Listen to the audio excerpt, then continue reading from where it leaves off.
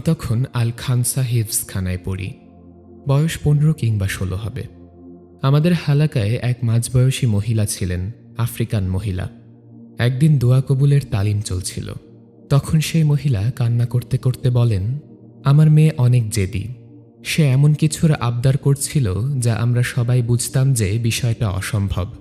তার বয়স হচ্ছিল, তার জন্য আমাদের বংশীয় ছেলেদের কত প্রস্তাব আসে, কিন্তু সে রাজি হয় না।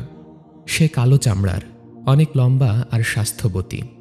আমাদের গোত্রে এমন মেয়ে মানে অনেক সুন্দরী, কিন্তু এই আরবে তো কালো স্বাস্থ্যবতী মেয়েরা সুন্দরী না। আরবরা সাদা চামড়ার পাতলা ফিনফিনা মেয়ে পছন্দ করে।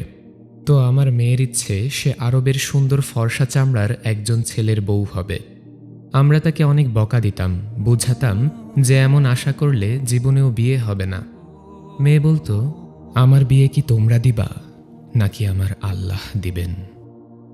কদিন পর আমার বড় ছেলে এক আরবের পক্ষ থেকে প্রস্তাব আনল। আমরা সবাই খুশি হলাম অনেক, কিন্তু আমার মেয়ে না করে দিল, কারণ সেই আরব লোকটা বৃদ্ধ ছিল আর তার আগের 3 জন বউ ছিল। আমার মেয়ের খুব রাগ হলো আর আমাদেরকে সাফ জানিয়ে দিল যে সে দিনদার আরব নীলচোখওয়ালা সুন্দর যুবক চায় আল্লাহর কাছে। তার জন্য যেন আমরা কেউ পেরেশান না হই, আল্লাহই এনে দিবেন তার সেই স্বপ্নের রাজপুত্র। আমরা বুঝেছিলাম ওর আর বিয়েই হবে না। একে তো ওর কালো চামড়া, চেয়ে বসছে সুন্দর সাদা চামড়ার আরব। আমরা নিচু বংশীয় গরিব মানুষ, আর আরবরা সেই ধনী আর উঁচু বংশীয়। সব না হয় মানলাম, কিন্তু নীল চোখ, এ আবার কোন পাগলামি?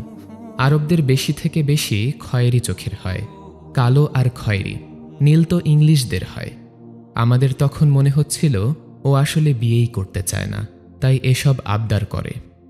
একদিন ওকে অনেক বকা দিয়েছি, গায়েও হাত তুলেছি। আমার মেয়ে কান্না করতে করতে বলেছে 1 সপ্তাহের ভেতরেই সে এই বাড়ি ছেড়ে চলে যাবে তার নীলচোখা আরব জামাইয়ের সাথে। আমরা খুব রাগ করলাম, মেয়ে পাগল হয়ে গেছে, মেয়ে বেয়াদব হয়ে গেছে, এসব বলে ওকে অনেক বকা দিচ্ছিলাম।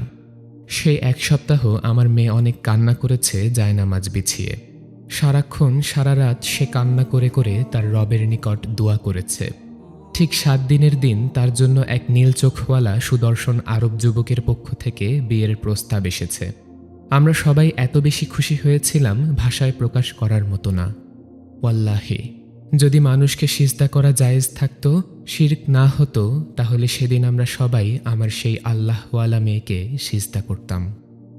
আমি অবাক হয়েছি আমার মেয়ের ইয়াকিন দেখে, ওর তাওয়াক্কুল দেখে, ওর দুয়ার ক্ষমতা দেখে। আমি বিয়ের দিন আমার মেয়েকে বলছিলাম কি বলে সে আল্লাহর কাছে দোয়া করত। মেয়ে বলল, আমি সারাদিন ইস্তিগফার করতাম আর সারা রাত আমার পছন্দ ব্যক্ত করে দোয়া করতাম। আর আমার ইয়াকিন ছিল আল্লাহর কাছে সবই সম্ভব। আজ 8-10 বছর আমার মেয়ে অনেক সুখেই সংসার করছে।